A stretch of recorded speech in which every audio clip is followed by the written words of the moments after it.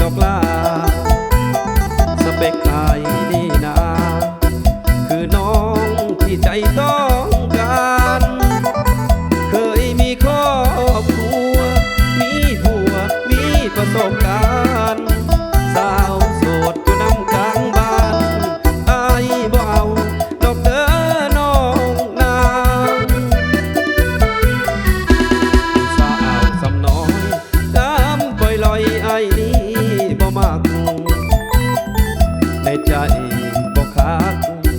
อายมักแต่สาวแม่หางเอาสาวสำน้อยต้องคอยเอาใจสู่บาดยางบอกคือแม่หางเว้าคำเดียวก็หูหน้าที่สาวโสดมากมายอายบ่สนดอกลา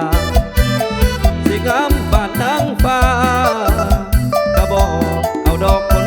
ดีแม่ห่างคือน้อง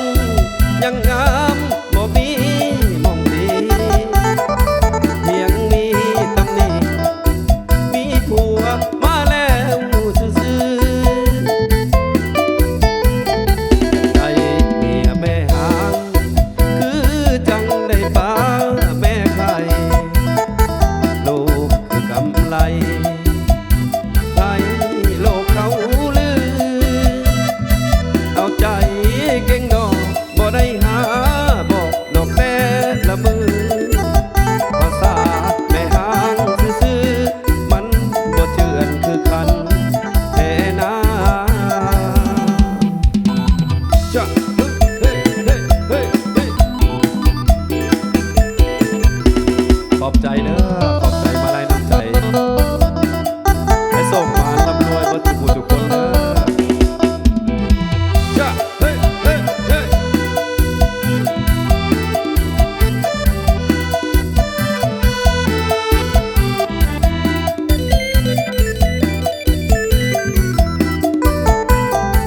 สาวโสดมากมายอายบ่สนดอกลาสิงามบานนางฟ้าก็บอกเอาดอกคนดี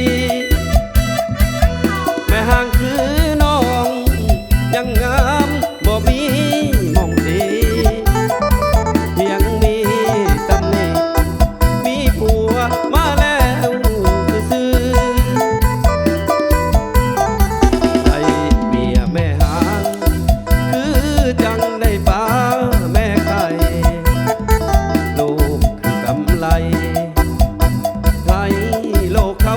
ลือเอาใจเก่งดอกบ่ได้หาบอกดอกแม่ละมือภาษาแม่หางซื่อๆมันบ่เจือนคือคันแท่นา